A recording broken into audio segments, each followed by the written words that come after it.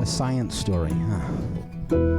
These NYU scientists, I felt really right. I was so And I just thought, well, I had figured it out It was that golden moment. because science was on my side.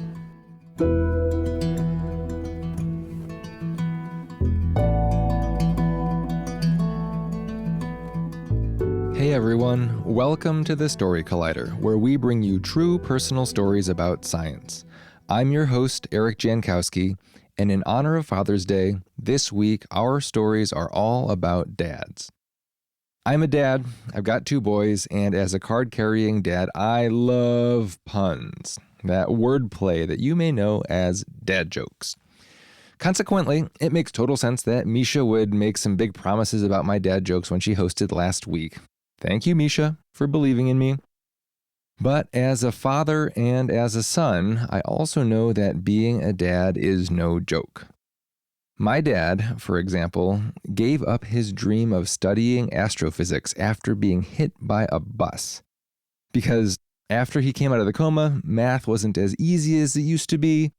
So he settled on diagnostic neuroradiology, setting the family standard that a traumatic brain injury and a short leg are no excuse to not become a doctor. Lucky for me, at least he's an abysmal teacher. Love you, Dad. And trying to understand how someone so brilliant couldn't explain things to me simply has informed much of my own work as an educator. It's because of my dad that I try to help others help others. And this paternal theme of helping we'll hear across today's stories. Our first story is from Story Collider's board member Ken Haller. It was recorded at the Public Media Commons in St. Louis in February this year. The theme that night was variables.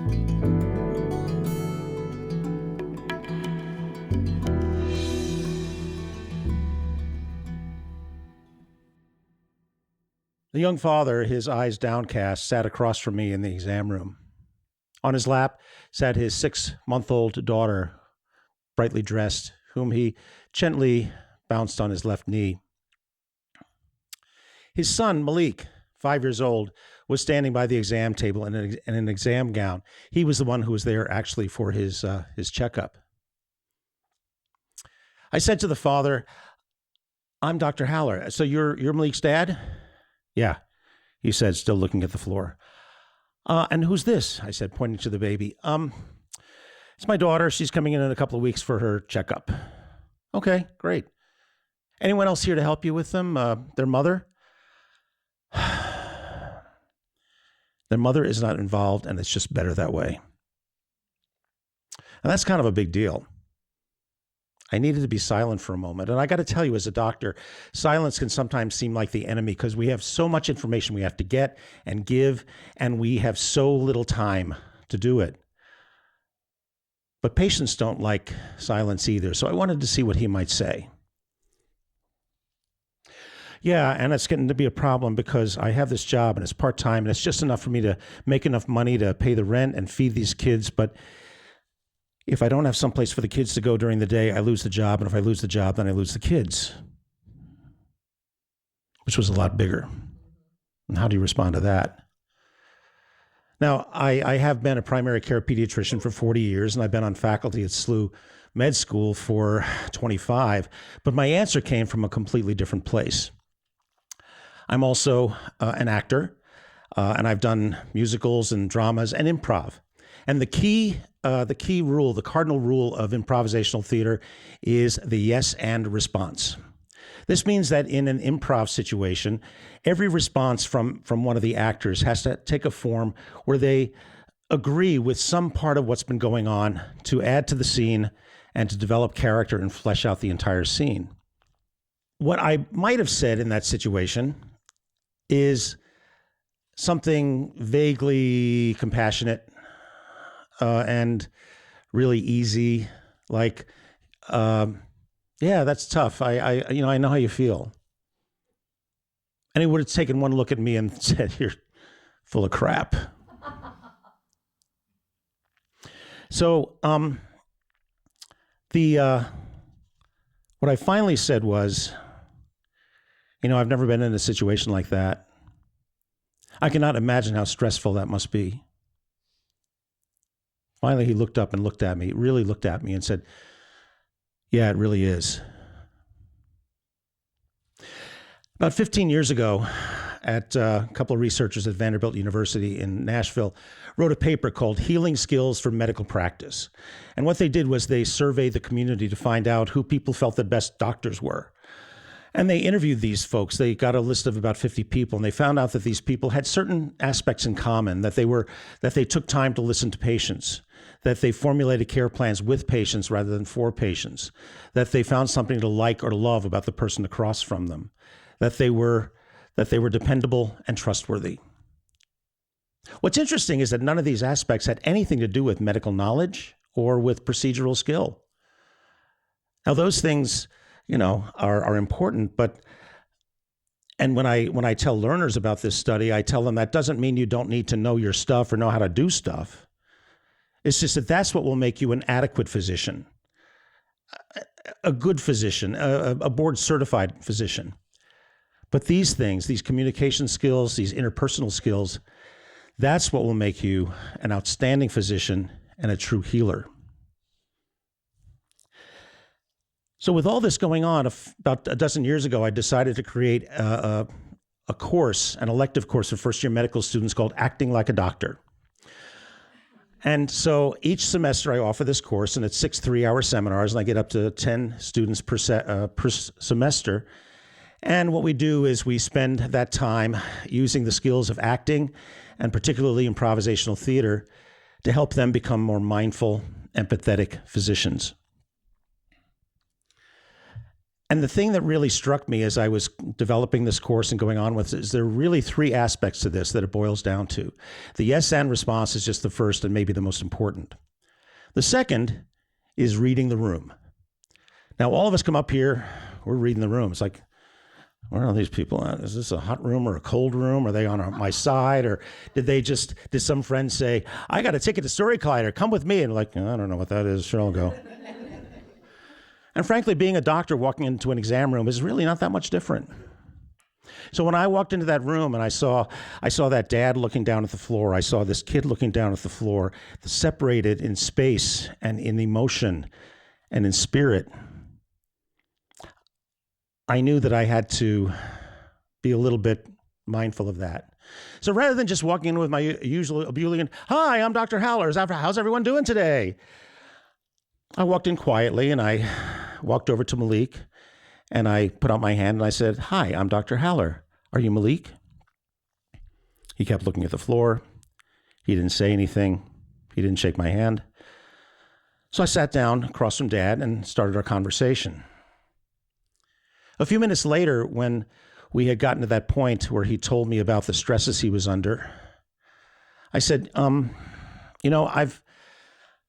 we do have a social worker here. When we're done, would it be okay if I had her come in and talk to you? Maybe she can find someplace for the kids to go during the day so you can keep your job. He thought about it for a minute and was like, yeah, okay, that should be fine. I said, okay, good. Well, let's talk about Malik then. What does he do well? I don't think he does anything well. I'm like, I was stunned. I'm like, dude, he's standing right there. How can you say that? But then I had to think, why would he say something like that? And this is the third thing that I've learned that is really important, and that is when an actor has a script, it's the key line that the character has that reveals who they are. Now, I've been really lucky over the years. I've gotten to play some really cool roles. I played Herr Schultz in Cabaret. I played Herbie in Gypsy. I played Claude in Hair. Yeah, I did the nude scene. That was many years ago. I even got to play the title character as well as 6 other characters in a 3-actor version of the Scottish play. That was awesome, and that's a whole other story. At any rate, I had to wonder, where did this come from? Why would he say that? He obviously loved his son. And then I thought, maybe that's what he's heard his whole life. Maybe what he had heard is, what's wrong with you? What's the matter with you? You'll never amount to anything. Can't you do anything right? And now, despite his love for his son, he was passing that on to him. Now, at Cardinal Glennon, our clinic is part of a nationwide organization called Reach Out and Read. You familiar with it? Okay. Anyway, Reach Out and Read is an organization where kids who come in for their well child visit between 6 months and 5 years, they get a free children's book that's age appropriate to emphasize the importance of reading and of reading together. So the book that day was Margaret Wise Brown's book, Goodnight Moon, one of my favorite books. Yeah. Applause for Goodnight Moon. Illustrations by Clement Hurd. Anyway, so I said to Dad, well, let's see what he knows. Why don't you show him this book? Okay. So he opens the book, and Malik starts looking at it. His father's pointing at stuff, and Malik's going, mice, bunny, fireplace, moon, cow, green, orange. And his father's looking at him like, whoa. At this point, I suggested to his dad, you're the most important person in his life. I say, no, I'm not. Like, who's more important than you? You make sure he's fed. You provide him a home. You love him. What you say to him now is going to make him the man he's going to become. And that's when he gave me a yes and response. He nodded. He smiled. Malik smiled. We all smiled. I found birds in his ears. We did the whole shtick. We had a great time. Malik looked great. I wrapped things up. I went to find the social worker, and I hoped for the best. A couple of weeks later, I was walking through the waiting room, and I heard some guy say, "Hey, Dr. Haller!" And I looked over, and there was someone standing there holding a baby, waving at me, hand on his hip like this, Superman pose. I didn't recognize him at first, but it was Malik's dad. He looked so different. And I said, "Hey, how you doing?" He goes, good. I said, "What are you doing here?" He goes, "It's her checkup today." "Oh, that's right. 6 months. Yeah, okay." He goes, "Listen, I got to tell you, that social worker really helped us out. She's in daycare. He's in preschool. I get to keep my job." And I'm like, "Yay, social worker." I said, "I'm really glad to hear that." "Well, listen, I'll see you in the room in a couple of minutes." He goes, "I got to tell you one more thing. I've been reading Malik that book every night. He's a really smart kid."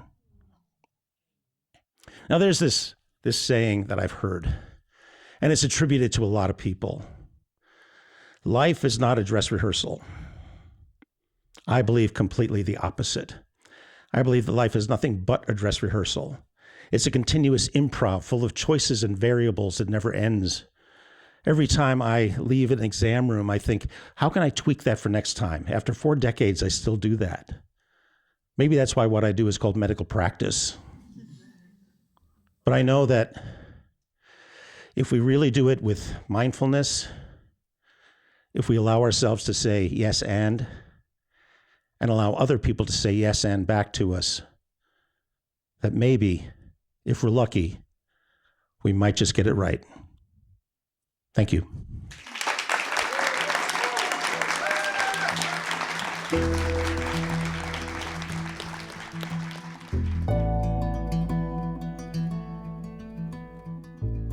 That was Ken Haller. Ken is a professor of pediatrics at the St. Louis University School of Medicine and Cardinal Glennon Children's Hospital. He is a frequent spokesperson in local and national media on the healthcare needs of children and adolescents. Ken is also an accomplished actor, produced playwright, and acclaimed cabaret performer. In 2015, he was named Best St. Louis Cabaret Performer by the St. Louis Post-Dispatch, and he has taken his one-person shows to New York, Chicago, Denver, and San Francisco. Ken's board service is also exceptional, including the Arts and Education Council of Greater St. Louis, the St. Louis University Library Associates, the Gateway Media Literacy Project, Missouri Foundation for Health, the Missouri chapter of the American Academy of Pediatrics, Promo, Missouri statewide LGBTQ civil rights organization, the Gateway Men's Chorus, St. Louis's Gay Men's Chorus, and GLMA, the National Organization of LGBT Healthcare Professionals, and he is president of the St. Louis Pediatric Society. Okay, before we continue with today's episode, a couple reminders. We have shows coming up in New York, DC, and Boston this summer. To get tickets or find out more, visit storycollider.org/tickets. And if you'd like to know more about our shows or how to bring a Story Collider show to your community or workplace, check out storycollider.org/shows.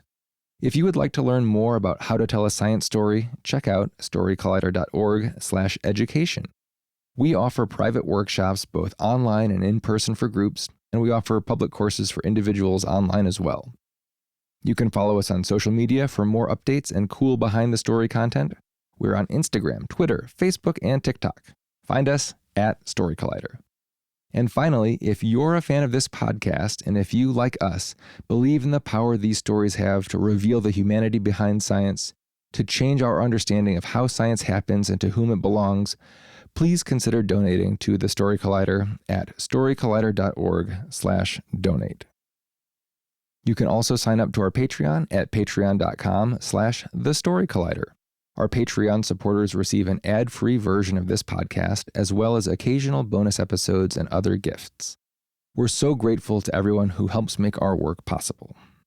And I'm also so grateful to my kids, specifically Miles, who is 5, and Oliver, who is 8, who are now creating their own puns, their own dad jokes. And I am so proud to share this joke created by Oliver earlier this year. Okay, are you ready? What continent are pancakes from? What continent are pancakes from? They're European.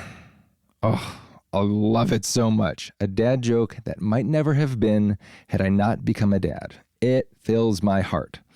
And our second story might fill your heart, and it comes to us from Mikala Jamison. It was recorded at Smitty's Bar in Washington, D.C. in September 2022. The theme that night was family.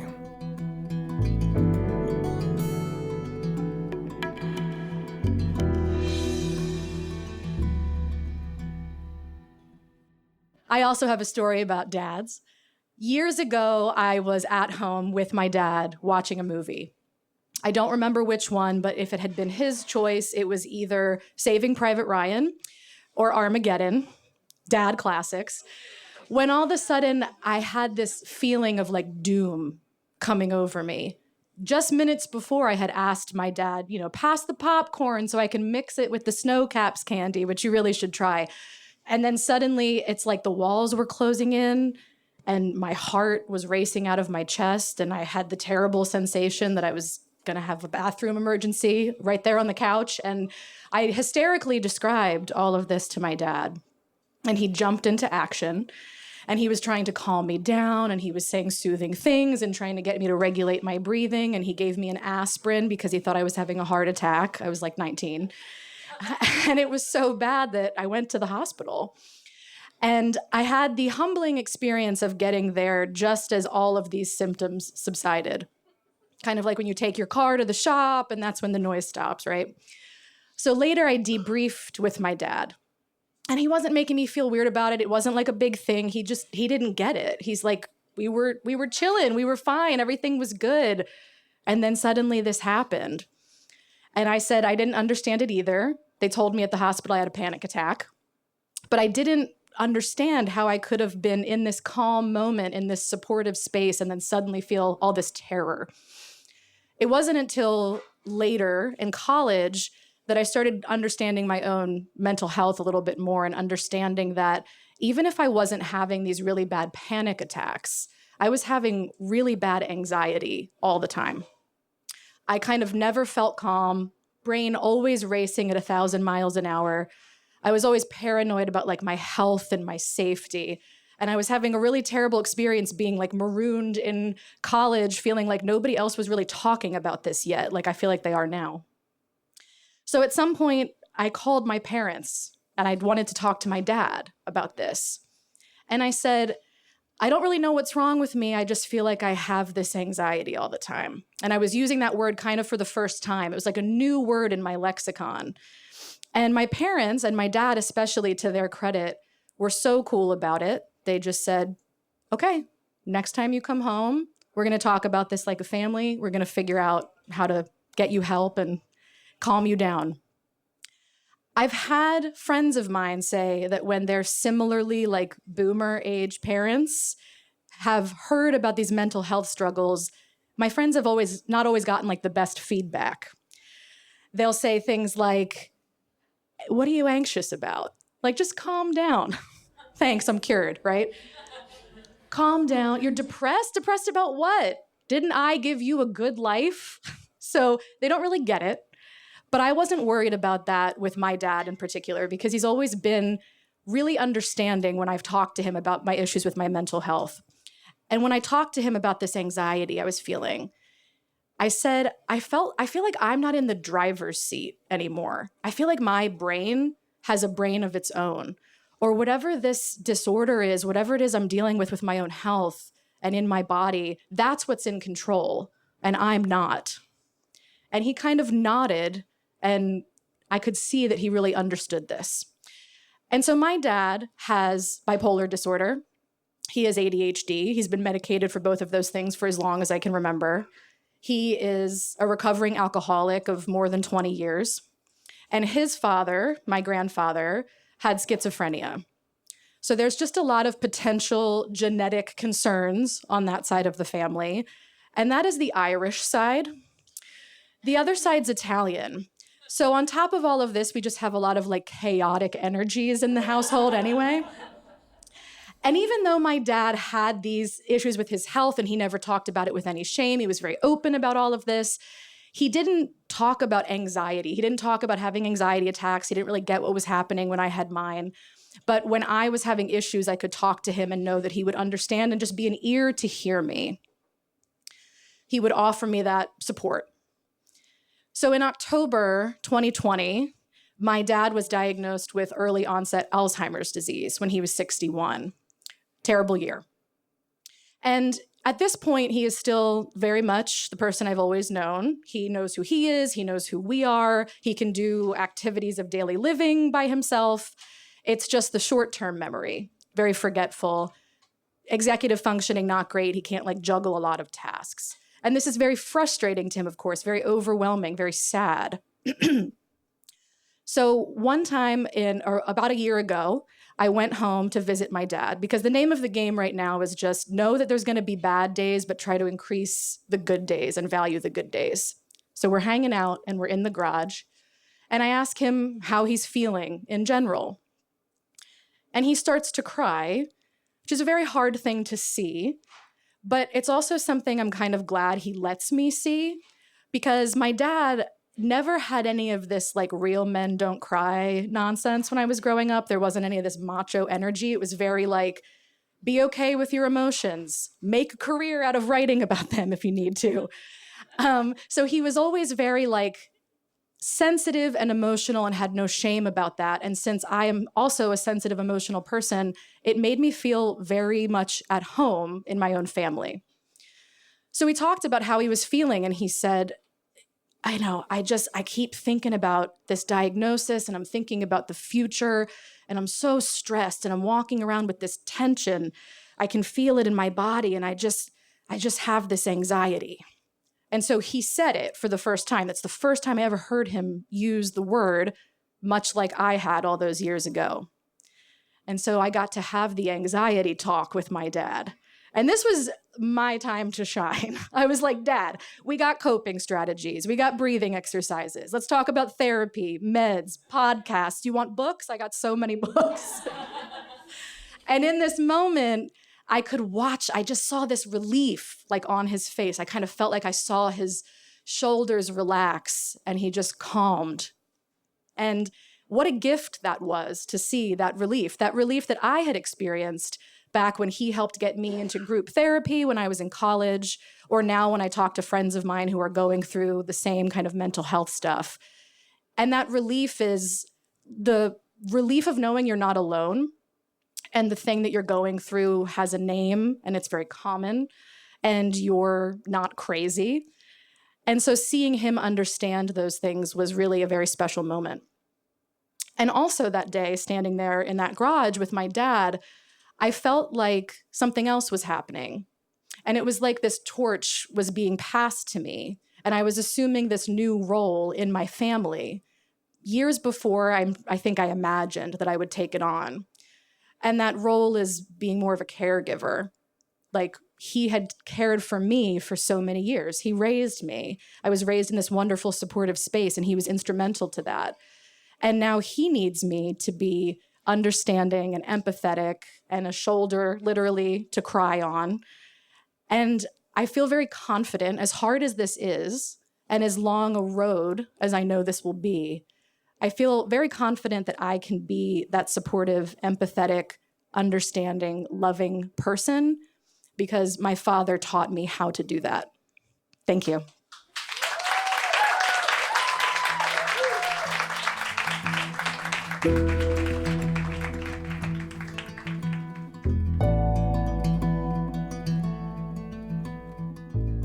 That was Mikala Jamison. Mikala is the creator and the producer of The Body Show, a live storytelling show that debuted at the Capitol Fringe Festival in July 2022 and was a Best of Fringe pick by DC Theater Arts. She also publishes the blog/newsletter Bodytype, bodytype.substack.com, about navigating body image in today's world. The Story Collider is so grateful to Ken and Mikala for sharing their stories with us. The Story Collider is also very grateful to the support of Science Sandbox, a Simons Foundation initiative dedicated to engaging everyone with the process of science. This podcast is produced by Aaron Barker, executive director and co-founder of The Story Collider, with help from managing producer Misha Gajewski and senior podcast editor Jen Chen. Special thanks goes out to Story Collider's board and the rest of our staff, including Managing Director Anne-Marie Lonsdale, Science Advisory Fellow Edith Gonzalez, and Operations Manager Lindsay Cooper, without whom none of this would be possible. The stories featured in today's episode were produced by Sam Lyons and Gabe Montesanti, and by Shane Hanlon and Mariam Zering-Halam, respectively. Our theme music is by Ghost. Next week, science journalist Catherine Wu will be hosting a special episode that delves into the science of psychics, which you already knew if you are a psychic. For the rest of us, you won't want to miss it. Until then, thanks for listening.